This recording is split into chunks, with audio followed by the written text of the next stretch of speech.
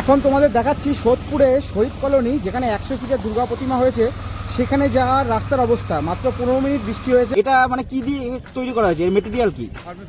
এটা thermocol, totally থার্মোকলের উপর এটা কালার করা হয়েছে নাকি? আর এই যত সম্ভব ইন্ডিয়াতে থার্মোকল টোটালি ব্যান্ড। হ্যালো বন্ধুরা, আর একটা নতুন ভিডিওতে তোমাদের সকলকে স্বাগত। আমি এখন আছি সোদপুরে, যেখানে 100 ফিটের দুর্গা প্রতিমা হতে চলেছে। আর ভিডিওর টাইটেল আর থাম্বনেল দেখে তোমরা অলরেডি বুঝতে পেরে গেছো যে ভিডিওর টপিক কি হতে চলেছে। কোনো কন্ট্রোভার্সি ক্রিয়েট করা এই ভিডিওর উদ্দেশ্য না।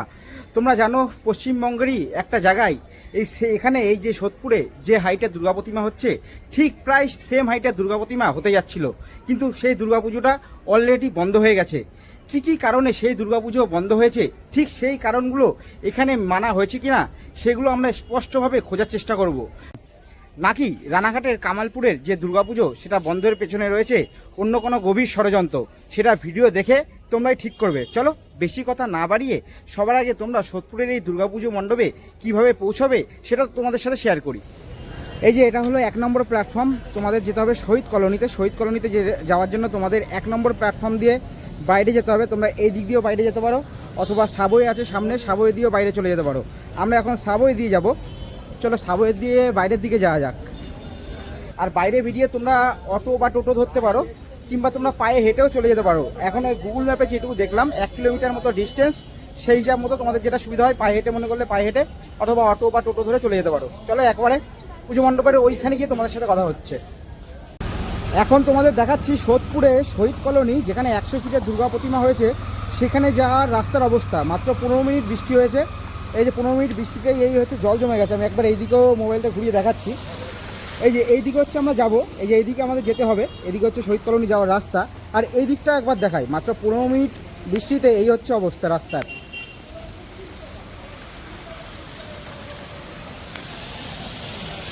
এই যে শহীদ কলোনির যে দুর্গা প্রতিমা, 100 ফিটের যে দুর্গা প্রতিমা, তার সামনে প্রায় চলে এসেছি। এবার সামনে গিয়ে তোমাদের একবার দুর্গা প্রতিমার পূজা মণ্ডপ দর্শন করাবো। তোমরা যদি চাও তোমরা অটো করে আসতে পারো বা টোটো করে আসতে পারো, সেটা আসাই বেটার হবে, যেহেতু আননোন জায়গা। আমি পায়ে হেঁটেই অবশ্য আসলাম, খুব একটা বেশি দূর না। চলো এবার সামনের দিকে এগোনো যাক। এই যে যে হচ্ছে রাস্তা, এই রাস্তা ধরে আমি যাচ্ছি। যে তোমরা আপাতত রাস্তা দেখে বুঝতে পারছো যে এটা সম্ভবত 12 ফিট মতোই রাস্তা হবে। আমি সামনের দিকটা তোমাদের গিয়ে দেখাচ্ছি। সামনের দিকটা হচ্ছে আরও অনেকটা ছোট। এখানে তো তাও তো এতটা রাস্তা দেখছো। এই যে দেখছো এখানে কনস্ট্রাকশনের কাজ চলছে পাশে। এই যে পাশেই কনস্ট্রাকশনের কাজ চলছে।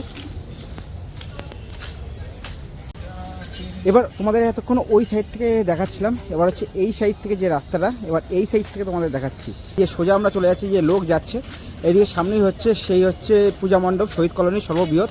আর এই যে দেখতে পাচ্ছ রাস্তাটা দেখে একটা মোটামুটি তোমরা গেস করতে পারছো এটা কতটা হবে। 12 ফুট মতো হবে কি, সেটা সম্ভবত ওরকম হবে, বা তার থেকে একটু ছোটো হবে, এরকমই হবে। আর তার পাশেই রয়েছে কিন্তু এই যে পুকুর। তোমাদের একবার দেখিয়ে দিই, যে পাশেই পুকুর রয়েছে। ভিড়ের মধ্যে যদি সোজা ধাক্কা খাওয়া যায়, সোজা হচ্ছে একবারে গিয়ে পুকুরে, কোনো কথা নেই। এবার চলো সামনের দিকে যাওয়া যাক। এই যে এটা হচ্ছে সামনের দিকে যাওয়ার রাস্তা। এই যে আমরা যাচ্ছি হচ্ছে সামনের দিকে। যে দেখতে পাচ্ছ প্রচুর লোক। এই যে দেখছো এখানে হচ্ছে কনস্ট্রাকশনের কাজ চলছে। এই যে পাশে দেখছো এটা হচ্ছে টোটালি হচ্ছে কনস্ট্রাকশনের কাজ চলছে। আর এই হচ্ছে রাস্তাটা। এদিকে এসে কিন্তু রাস্তাটা আরও অনেকটাই হচ্ছে কমে গেছে, দেখো তোমরা ভালো করে। এদিকে হচ্ছে কনস্ট্রাকশনের কাজ চলছে। আর এইদিকে দেখো মানুষের ভিড়। আমি একবার সামনে দিয়ে তোমাদের দেখাই।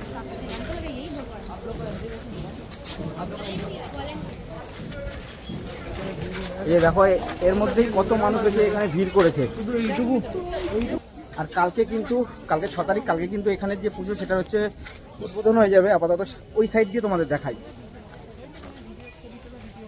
এই যে দেখতে পাচ্ছ এখানে রাস্তায় কত লোক, আর এখানে কিন্তু এখন রীতিমতো কাজ চলছে। এই যে দেখে নাও, এই হচ্ছে রাস্তা, এই যে লোক, আর এই যে পাশে রাস্তাটাও দেখে নাও। এই যে এটা কতটা হবে, এটা 5-6 ফুট মতো হয়তো হবে। দেখতে পাচ্ছ এই যে হচ্ছে দুর্গা প্রতিমা, এই যে হচ্ছে মা। আর তার পাশে দেখতে পাচ্ছ ওপরে এখানে কিন্তু কনস্ট্রাকশনের কাজ চলছে। এই যে তোমরা মাকে দেখতে পাচ্ছ, অসাধারণ লাগছে। আপাতত বাইরের দিকে লেজার লাইট জ্বালানো হয়নি, কিন্তু এমনি লাইটগুলো জ্বালিয়ে দেওয়া হয়েছে। এই যে তোমরা দেখতে পাচ্ছ মাকে, অসাধারণ চমৎকার লাগছে।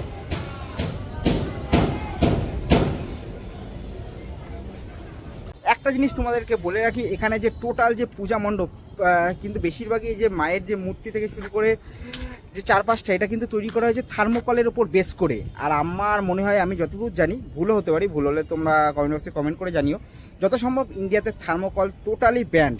যদি ব্যান্ড হয়ে থাকে, আমি বলছি যদি ব্যান্ড হয়ে থাকে, তাহলে কিন্তু এই ব্যাপারটাও ইললিগালের মধ্যে চলে আসে। আবার বলছি যদি ব্যান্ড হয়ে থাকে, এই কথাটা কিন্তু আমি বললাম, তার জন্য আমাকে কেস দিয়েন না প্লিজ। আমি একবার যিনি বলেছেন যে এই টোটাল প্যান্ডেলটা থার্মোকলের তৈরি, তার মুখ দিয়ে একবার শুনিয়ে নেবো। আর তারপর তোমরা কমেন্ট বক্সে জানিও যে থার্মোকল কি ইন্ডিয়াতে সত্যি ব্যান্ড কি ব্যান্ড না। এই যে দাদাকে দেখছি, একেবারে প্রায় 6 তলা বিল্ডিংয়ে আমি ওপরে দাঁড়িয়ে রয়েছি। দাদা হচ্ছে সেইখানে হচ্ছে কাজ করার জন্য ওপরে উঠেছে। আমি এবার নিচটা দেখাই, ওই হচ্ছে নিচ, আর এই হচ্ছে দাদা। অনেক জীবনে রিস্ক নিয়ে দাদারা হচ্ছে কাজটা করছে। দাদা এটা বলছি যে এটা কুলোর মতো স্ট্রাকচার দেখতে পাচ্ছি কিছুটা, এটা মানে কি দিয়ে তৈরি করা হয়েছে, এর মেটেরিয়াল কি? এটা থার্মোকল, টোটালি থার্মোকলের ওপর এটা কালার করা হয়েছে নাকি? আর এই পুরো পূজা মণ্ডপ কি থার্মোকলের তৈরি? পুরো পূজা মণ্ডপ। আপনারা এখানে কতদিন ধরে কাজ করছেন? 2 মাস। আপনার বাড়ি? ডায়মন্ডে। দেখতে পাচ্ছেন দাদার বাড়ি ডায়মন্ডে। উনি নিজের মুখেই জানালেন এখানে যে টোটাল কাজটা সেটা হচ্ছে থার্মোকলার হয়েছে। দাদা এখানে কাজ করছে। সত্যি ওনাদেরকে কুনিশ জানাতে হয়। ওনাদের এইভাবে এক একজন করে এই যে দুর্গাপুজোর পেছনে কতজন মানুষের যে হাত থাকে সেটা তো আমরা জানি না। আমরা শুধু কি জানি যে আমরা এত বড় প্রতিমা দেখতে পাচ্ছি, বা যেখানেই হোক না কেন এত বড় দুর্গা ঠাকুর, এত বড় প্যান্ডেল দেখতে পাচ্ছি। কিন্তু ওনারা যদি এইভাবে যদি কাজ না করতে, এত রিস্ক নিয়ে, আমাদের কিন্তু পসিবল ছিল না এত বড় দুর্গা প্রতিমা বা এত বড় ঠাকুর দেখার। দেখতে পাচ্ছ এখন কত মানুষের ভিড় জমেছে।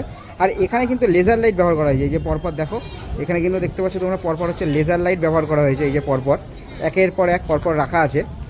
আর এই যে এই সামনেটা কিন্তু জায়গা আছে মোটামুটি। আর রাস্তাটা তো আমি আগেই দেখালাম, ওই যে ওখানে।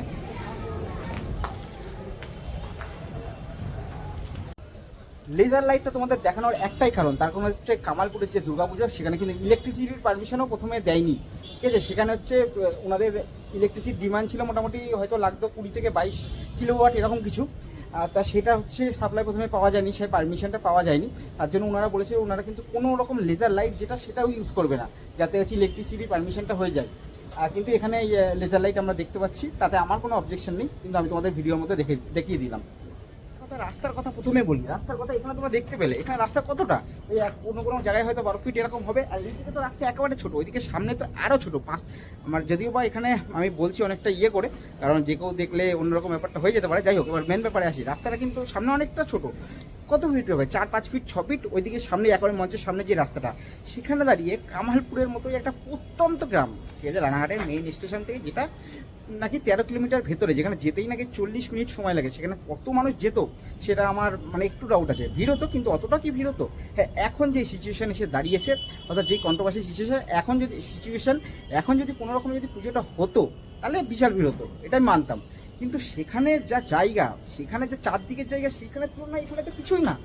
তোমরা তো ভিডিওর মধ্যেও দেখছো, সেখানে তুলনায় এখানে জায়গাটা তো কোনো ইস্যু হতে পারে না। ঠিক আছে, যাই হোক, তোমরা ভিডিওটা কন্টিনিউ করো।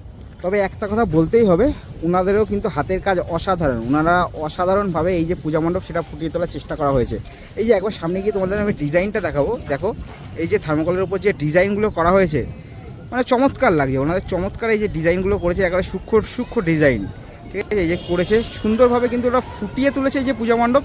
এটা কিন্তু সত্যি কথা, এ নিয়ে কোনো দ্বিমত নেই। এ দাদা দেখো, এই যে ডিজাইনের যে পার্ট, এটা পাট করে এই যে লাগাচ্ছে।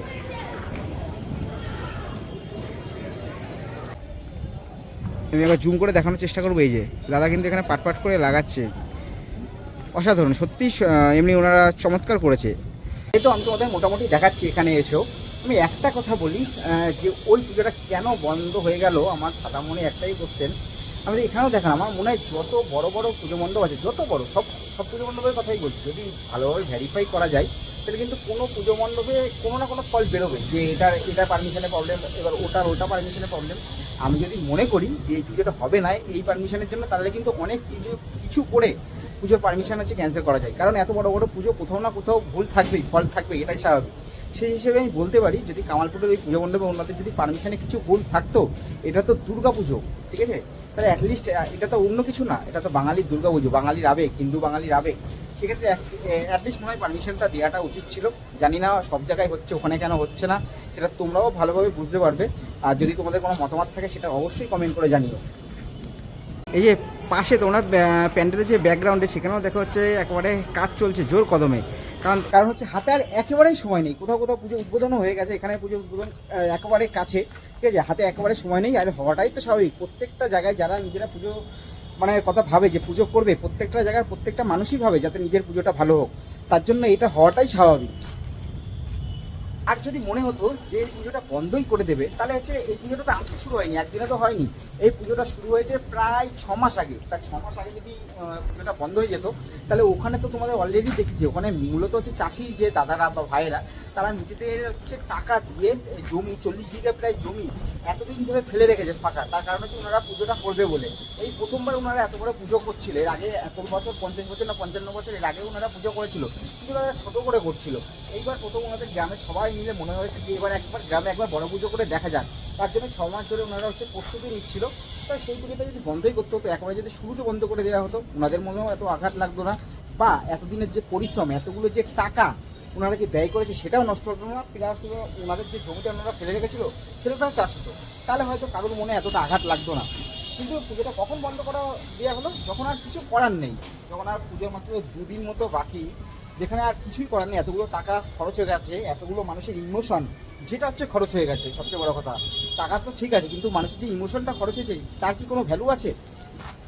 সেটা মনে হয় সবচেয়ে বড় কথা। আমি ওই গ্রামের একজনের মুখ দিয়েও শুনেছি, আমি একবার তোমাদের ভিডিওতেও দিয়ে দিচ্ছি, 40টা গ্রামে কিন্তু ওই পুজোটা যে হচ্ছে না, সর্ববৃহৎ যে দুর্গা পুজো, তার আশেপাশে টোটাল ওই গ্রামে যতগুলো গ্রাম আছে তার 15 থেকে 16টা পুজো টোটালি আরও হচ্ছে না। তার একটাই কারণ, যখন অত বড় একটা বড় পুজো হচ্ছে না, তার আশেপাশে কোনো গ্রামে আর পুজো করছে না। তার মানে একবার ভাবুন তো, একবার মানসিকতার খাতিরে ভাবুন না যে ওই গ্রামটার আশেপাশে গ্রামের এখন মানসিক অবস্থাটা কীরকম। যেখানে ওনারা ভেবেছিল এই পুজোতেগুলো মেতে উঠবে, সেখানে আশেপাশে সব গ্রামের পুজো বন্ধ। এবার যেহেতু পুরোটা এরকম অনৈতিক কাজ হতো, তাহলে কি আশেপাশে সব গ্রাম মিলে ওনাদের সাপোর্ট করতো? আমার তো মনে হয় না। যাই হোক, এই ব্যাপারগুলো আপনারা ভালো বুঝবেন, আপনারা কমেন্ট বক্সে কমেন্ট করে জানাবেন। বলছি দাদা, একটু আগেই আপনার কাছে শুনলাম যে এই গ্রামে নাকি প্রত্যেক বছর 15 থেকে 16টা পুজো হয়, তো এবছর কি এই পুজো বাদে বাদবাকি পুজোগুলো কি হচ্ছে? না না, কোনোটাই হচ্ছে না, গ্রামে কোনো পুজো হচ্ছে না, কোনোটাই হচ্ছে না। মানে একটা বড় বড় পুজোর জন্য কোনোটা হ্যাঁ, হচ্ছে না সব তো? কটাই একটার পরেই সব কটারই নির্ভর ছিল, এটা একার জন্য না, সব কটার দিক দিয়ে ছিল। মানে বড়টা হচ্ছে না বলে বাকি কোনোটা হবে না, তাই তো? না না, মানে এটা কোনোটাই হচ্ছে না। কারণ হচ্ছে কি মন খারাপের জন্য, মন যে খারাপ। মানসিকতা নেই হ্যাঁ, সেই। মানসিকতা একদমই নেই। শুধু মন খারাপ না, শুধু মন খারাপের দিকে বললে হবে না, সব দিক দিয়েই আমাদের মানুষের তারা গেছে। তার মানে আশেপাশে কোনো গ্রামে পুজো হচ্ছে না, পাশের এখানে কোনো গ্রাম পুজো হচ্ছে না। ওই যে সামনে যে হচ্ছে তোমরা মঞ্চটা দেখতে পাচ্ছ, এটা হচ্ছে অবজারভেশন করা হবে এখান থেকে মূলত। এখন হচ্ছে পুরোপুরি কমপ্লিট হয়নি, ওর কাজ চলছে, তার সাথে হচ্ছে জোর কদমে এদিকে কাজ চলছে, এদিকে চলছে প্যান্ডেল ফিনিশিংয়ের কাজ, আর ওইদিকে হচ্ছে আপাতত ওই যে অবজারভেশন যে মঞ্চ সেটার কাজ চলছে। আর দেখতে পাচ্ছ এই যে পাশে যে কনস্ট্রাকশনে যে বিল্ডিংয়ের কাজ হচ্ছে, হচ্ছে সেই বিল্ডিংটা। কনস্ট্রাকশনের কথাটা বারবার মেনশন করছি একটা কারণেই, কারণ যদি আমরা অ্যাক্সিডেন্টের প্রবাবিলিটি ধরি, যেহেতু পাশেই এই কাজ হচ্ছে, তাই যে কোনো সময় ওপর থেকে বাস থেকে শুরু করে যে কোনো কিছু পড়ে, যেহেতু পাশেই এই যে নিচে ফাঁকা জায়গাটা, এখানেই মানুষ দাঁড়াবে, যে কোনো সময় অ্যাক্সিডেন্ট ঘটতেই পারে যদি আমরা প্রবাবিলিটি ধরি। তোমরা দেখতে পাচ্ছ এখানে ভিতরে পুরোদমে হচ্ছে কাজ চলছে, আর তারপরে এখানে হচ্ছে ওপেনিং হয়ে যাবে। অসাধারণ লাগবে ভেতরটা, অসাধারণভাবে সাজিয়ে তোলা হয়েছে, এটা বলতেই হবে তোমাদের। আর আপাতত দেয়ালে দেখতে পাচ্ছ যে ওয়াল সাইডে এই পাশে যে দশম অবতার, সেটাই হচ্ছে ফুটিয়ে তোলা হয়েছে। আর এই পাশে দেখো পুরোদমে কাজ চলছে, সবাই যে কাজ চলছে করছে, এবার জুম করে দেখায়। কাজ চলছে, এই সাইডটাতেও কাজ চলছে, দাদা ভাইরা সবাই মিলে কাজ করছে। কাজ তো করতেই হবে, হাতে আর বেশি